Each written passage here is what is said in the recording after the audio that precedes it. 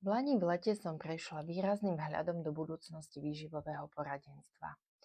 Ale než naznačím, čo tým myslím, chcem sa opýtať iné. Poznáte tragický príbeh Márie Antoinety? Mária Antoineta sa narodila v roku 1755 ako rakúska arcivojvodkyňa. Bola dcerou Márie Terézie. Už ako 14-ročnú ju vydali za francúzskeho dauphyna, neskôršieho kráľa Ľudovita XVI. Ocitla sa v cudzom prostredí, bez skutočnej moci a možnosti rozhodovať o vlastnom živote. Verejnosť ju neskôr začala nenávidieť a obviňovať z problémov krajiny, hoci mnohé obvinenia boli nepravdivé. Počas francúzskej revolúcie sa stala symbolom nenávidenej monarchie a bola popravená. Jej príbeh ukazuje tragédiu ženy, ktorá nemala slobodu voľby. Jej úloha, manželstvo aj osud boli určené inými.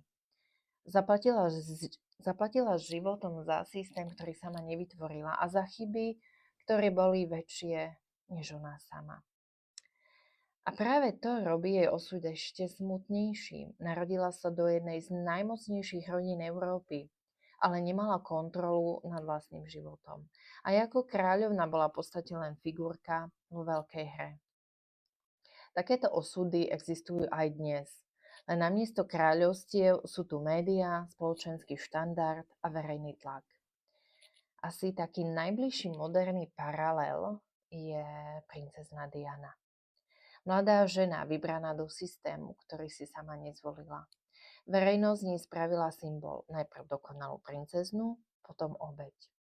Nemala kontrolu nad naratívom o sebe. Zaplatila psychickým utrpením a nakoniec životom. Nejde o konkrétnu profesiu ani dobu, ide o ženy uväznené v systéme, kde za ne rozhodujú iní, sú vnímané ako symbol, nie ako človek. A keď sa niečo pokazí, vina padne na ne.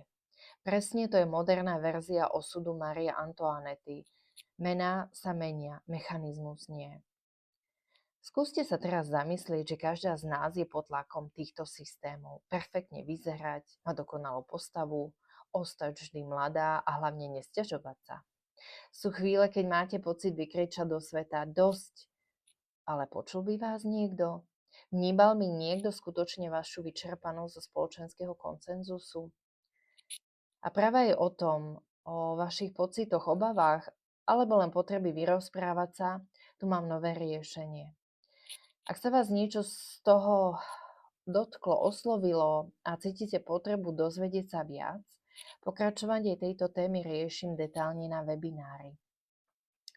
Registračný link je pod videom. Ale hlavne myslite na seba, dámy. Žiadny systém z vás nemusí urobiť poslušnú figurku, ak sa začnete pýtať tie správne otázky.